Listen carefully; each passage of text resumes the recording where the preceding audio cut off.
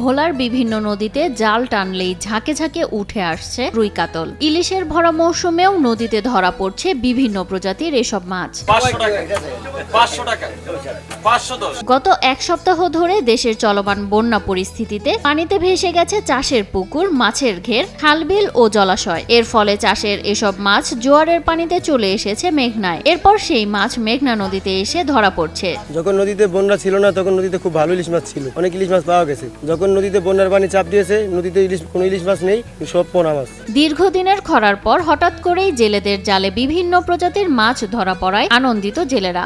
ইলিশ খুব কম, পরে হইলো আপনার এই যে পোনা মাছ। এদিকে জেলেদের হাঁক ডাকে মুখরিত মাছ ঘাটগুলো।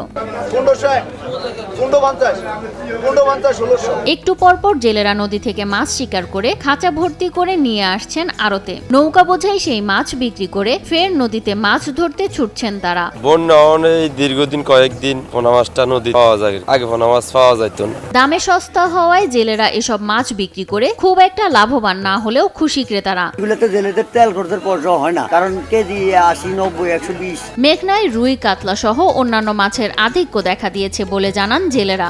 সব মিরকা মাছ, কাতাল মাছ, সিলভার কাপ, বিভিন্ন পদের পোনা মাছ, কিন্তু নদীতে কোনো ইলিশ মাছ নেই। দেশের দক্ষিণ পূর্বাঞ্চলের 11টি জেলার মাছ চাষের ক্ষেত্র বন্যায় প্লাবিত হলেও কিছুদিন পর ইলিশের পরিমাণ বাড়বে বলে আশা প্রকাশ করেন জেলা মৎস্য কর্মকর্তা বিশ্বজিৎ কুমার দেব। আমরা সবসময় ধরি যে গনে গনে ইলিশ মাছটা বেশি পাওয়া যায়, পূর্ণিমার গনে ইলিশ পাওয়া যাবে, আবার অমাবস্যার গনে ইলিশ পাওয়া যাবে, আবার কনসিকুয়েন্টলি পূর্ণিমার গনে পাওয়া যাবে।